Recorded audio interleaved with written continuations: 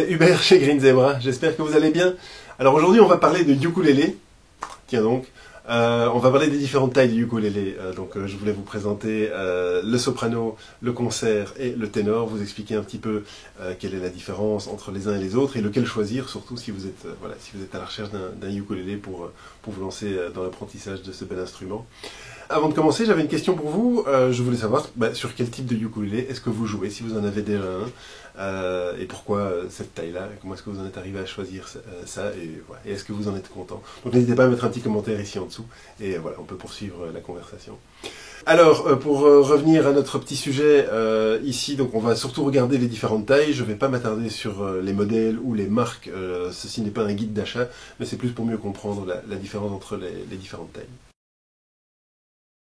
Si vous vous posez la question « Quel ukulélé dois-je acheter pour mieux progresser ?» et que vous avez déjà un ukulélé entre vos mains, la réponse courte c'est celui que vous avez déjà.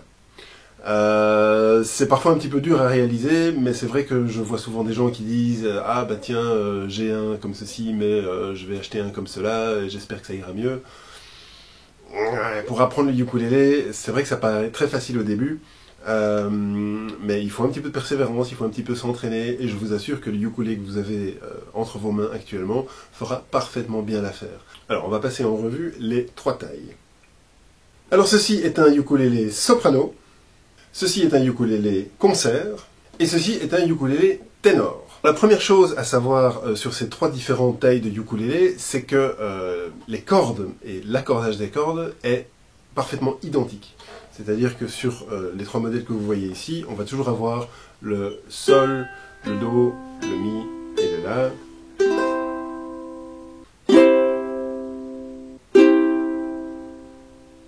Donc il n'y a pas de différence sur la manière de les jouer, les placements de doigts, les accords, tout ça c'est absolument identique. Donc il ne faut pas avoir peur de dire « Ah oui, mais si j'achète un soprano, ça va me permettre de jouer des chansons plus aiguës et un ténor des chansons plus graves, ou je ne vais pas avoir les mêmes possibilités. » Non, les possibilités sont vraiment les mêmes pour les trois. La différence notable qu'on a, c'est vraiment tout simplement la taille de l'instrument et la taille du manche et les écarts de doigts qu'on va avoir avec les petites cases. Alors, en général, pour les enfants, on conseille évidemment de prendre le plus petit, de prendre le soprano, où les cases sont un petit peu resserrées. Maintenant, moi, pour en avoir joué, puisque de temps en temps j'emprunte celui-ci à sa propriétaire, malgré mes grandes mains d'adulte, bon, j'ai pas des très gros doigts, j'ai des doigts assez fins, j'ai quand même des assez grandes mains, c'est tout à fait jouable.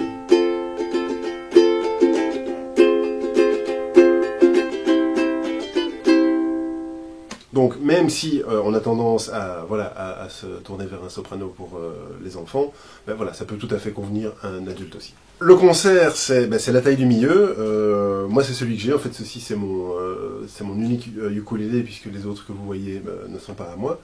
Ça fait 10 ans que je l'ai maintenant, et donc le concert c'est un peu, c'est la taille du milieu. Je pense que c'est le modèle, la taille la plus courante. Si vous hésitez et que vous ne savez pas vers quoi vous tournez, avec un concert vous ne savez pas vraiment vous tromper, c'est pas le plus petit, c'est pas le plus grand, et voilà, c'est très agréable. Donc les cases ici sont un petit peu plus grandes que le soprano, c'est pas non plus une différence vraiment énorme, et voilà, il se joue tout aussi facilement.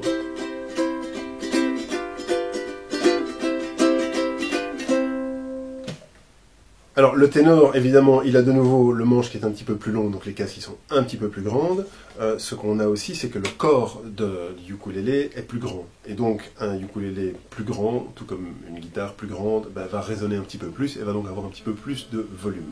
Donc pour une même essence de bois ou pour une même marque, on va toujours avoir le ténor qui sera un petit peu plus volumineux en termes de volume sonore que sa contrepartie en soprano. Et de nouveau, pour le jeu, c'est absolument identique.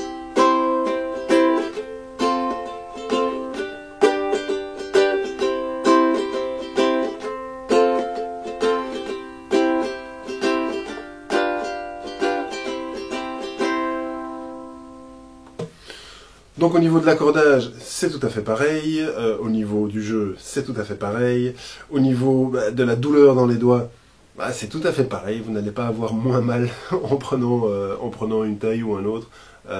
Évidemment, quelle que soit la taille du ukulélé que vous prenez, il y a toujours cet apprentissage et au début ça peut faire un petit peu mal. Mais il ne faut pas vous en faire, hein. Avec l'habitude, avec la persévérance, ça va devenir de plus en plus simple.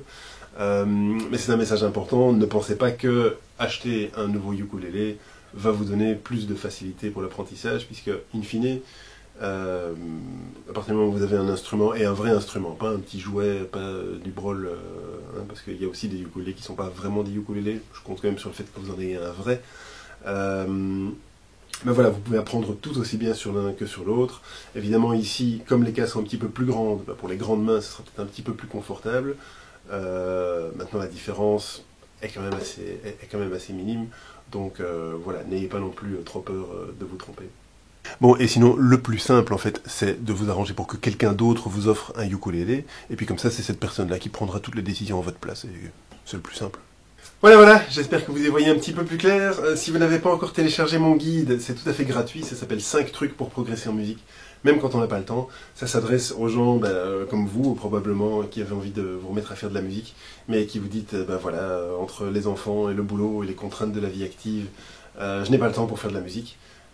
Donc l'idée ici, c'est de dire, on va prendre un tout petit peu de temps quand même, on va essayer de trouver une petite demi-heure pour démarrer, mais faire en sorte que pendant cette demi-heure-là, on fasse vraiment des choses utiles, et voilà, et se permettre de progresser, et se permettre justement de reprendre du plaisir à apprendre, et de reprendre du plaisir à faire de la musique, puisque voilà, la musique est importante pour la santé, et voilà, moi c'est tout ce que je vous souhaite, c'est que vous puissiez retrouver un petit peu de temps pour vous remettre à jouer d'un instrument, parce que voilà, le bonheur est là. Si vous n'êtes pas encore abonné à ma chaîne, abonnez-vous. Si vous vous abonnez, activez les notifications aussi, comme ça vous êtes au courant quand il y a des nouvelles vidéos. Ce sera tout pour aujourd'hui, et je vous souhaite une excellente journée. À bientôt, au revoir.